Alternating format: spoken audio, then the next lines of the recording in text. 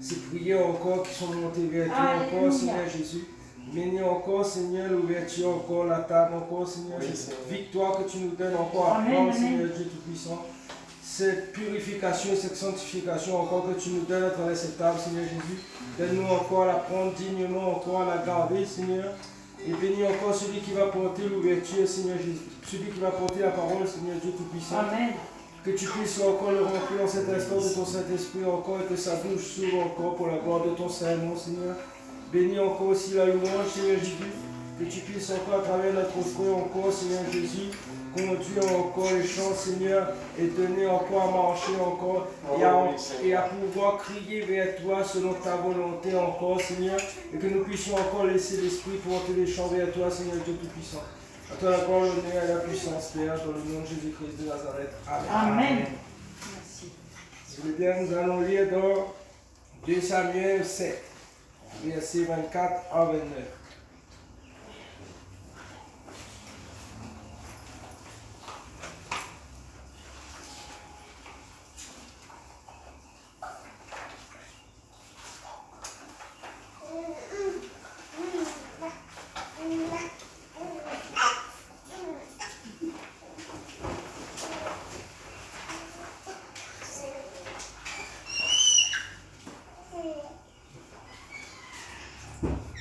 Amen.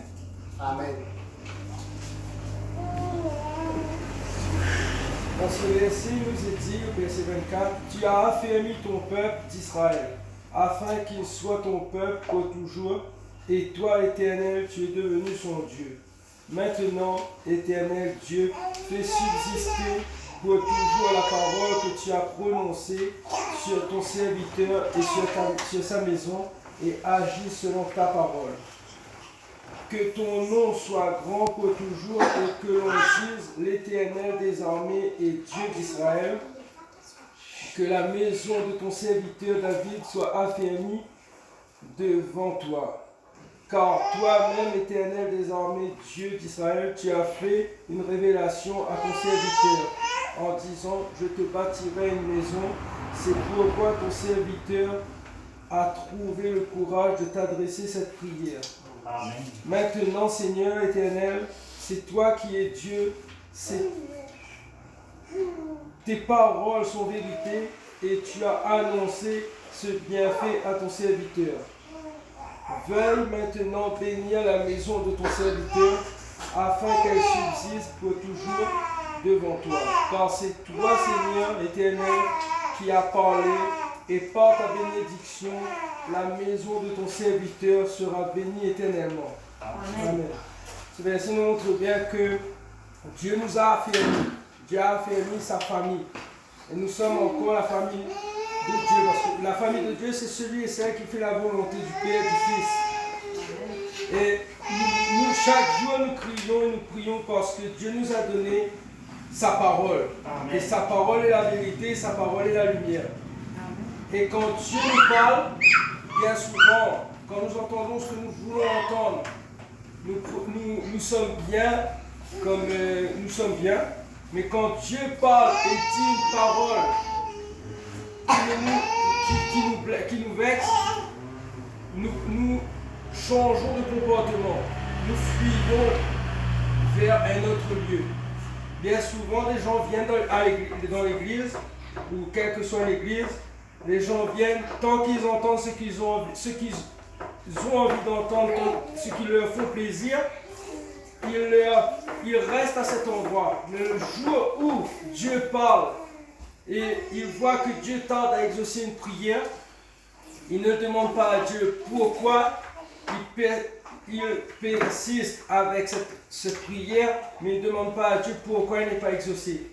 Et quand Dieu répond, bien souvent, ils font semblant de ne pas entendre, parce qu'ils n'acceptent pas ce que Dieu a dit. Et quand Dieu parle, c'est Dieu qui est la vérité. Je l'ai bien dit à la fin, quand Dieu donne sa parole, nous ne devons pas discuter, nous devons demander à Dieu pourquoi, demander à Dieu le pourquoi, et si Dieu a parlé et a donné ses ordres, nous devons dire Amen. Bien souvent nous disons Amen, mais quand Dieu parle et que cette parole ne nous plaît pas, le Amen que nous avons dit auparavant, nous l'avons oublié. Nous disons que Dieu est le maître de toutes choses, mais quand Dieu parle bien souvent, des gens qui n'ont pas envie d'entendre cette parole font la sourde oreille. Et en cet instant, ils s'en vont ailleurs, croyant qu'ils vont entendre ce qu'ils ont envie d'entendre dans une autre assemblée, une autre église.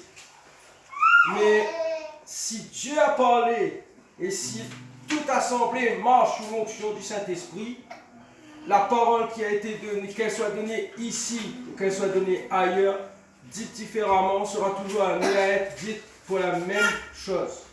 Ce qui a été dit ici, si la personne n'accepte pas ici, elle n'acceptera nulle part. Donc toute assemblée qui marche avec Dieu est unie par l'Esprit. Dieu parle dans une assemblée, Dieu parlera de la même façon différemment, mais Dieu parlera de la même façon dans une autre assemblée.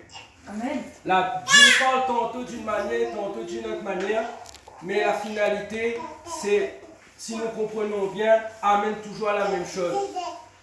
Et nous qui marchons dans la vérité, bien souvent, ce qui nous affaiblit, c'est la chair.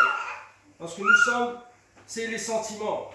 Mais parce que nous sommes par les sentiments, si quelqu'un s'en va, nous prenons un coup au moral. Mais la Bible nous dit bien que Dieu a bien dit dans cette assemblée que pour le petit peu que nous sommes, il enlèvera encore. Mais si Dieu enlève, c'est pour, comme il est dit au premier, c'est pour affermir son peuple. C'est pour que nous ne puissions pas prendre et attirer les malédictions, mais que nous puissions prendre les bénédictions qu'il a à nous donner. Quand Dieu a dit qu'il élèvera son église, mais avant d'être élevé, il faut épurer encore. Et s'il y a encore pour épurer, le Seigneur épurera encore. Amen. C'est pour ça que la Bible nous dit, beaucoup vont venir, le Seigneur même aussi a dit, beaucoup vont venir, et dans Apocalypse 3, il est dit qu'il nous enverra des gens de la synagogue de Satan. Mais ils ne vont pas venir s'agenouiller devant nous, ils vont venir s'agenouiller devant la puissance de l'Éternel. Ils vont venir s'agenouiller devant le seul et unique Dieu que nous servons, le Dieu de vérité et de gloire. Et nous, comme il est dit au verset 29, veuille maintenant bénir la bénédiction de la maison de ton serviteur, qu'elle subsiste pour toujours devant toi. Car c'est toi, Seigneur éternel, qui as parlé, et par ta bénédiction, la maison de ton serviteur sera bénie éternellement. Amen. Nous devons rester dans cette optique. Nous devons prier Dieu pour que Dieu bénisse cette assemblée, bénisse ceux qui sont dans cette assemblée, ceux qui marchent dans cette assemblée, ceux qui viennent et qui resteront seront bénis. Ceux qui viennent et qui repartiront ailleurs, s'ils partent et parce qu'ils n'acceptent pas la parole, Dieu s'occupera d'eux en temps et en heure. Le moment viendra. Mais aussi, les gens parfois fuient parce que quand Satan est mis au pied du mur, Satan sait qu'il ne pourra pas résister dans les lieux où règne le Saint-Esprit, où règne la puissance de Dieu. Et Satan préférera fuir. Parce que la Bible nous dit bien, là où la puissance de l'Éternel est, Satan fuit loin de nous. Si nous marchons dans la vérité, nous marchons avec le Seigneur, Satan fuira loin de nous et de cette assemblée. Et c'est pour ça, frères et sœurs, que Dieu vous bénisse, que Dieu bénisse cette assemblée, qu'il bénisse cette maison, et qu'il bénisse tous ceux qui marchent dans la vérité, car notre but, c'est à quoi nous courons, c'est la vie éternelle. Amen.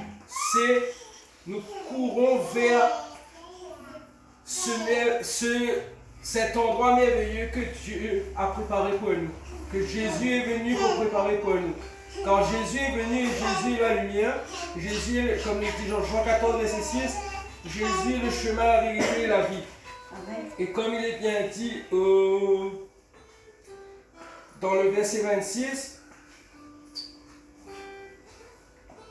Dieu, que ton nom soit grand pour toujours, l'Éternel des armées est Dieu d'Israël. Et juste avant, il est dit que Dieu bénit sa maison et que Jésus, la parole est venue sur la terre. Mais Jésus est venu nous donner cette parole. Jésus est venu nous donner la vérité et c'est à nous de la garder profondément en nous. C'est à nous de garder, de marcher selon sa volonté et non selon la volonté des sentiments. Que Dieu puisse vous bénir, Amen. vous fortifier, donner la guérison à ceux qui en ont besoin, mais que surtout Dieu puisse nous donner la force et le courage de marcher tous ensemble unis par l'Esprit. Qu'il nous garde encore sous ses ailes et qu'il nous garde sous sa grande protection. Parce que Satan fuira loin de nous, comme il a été annoncé, sa défaite a été annoncée, il fuira loin de nous. Que Dieu vous bénisse abondamment, frères et sœurs. Amen. Amen.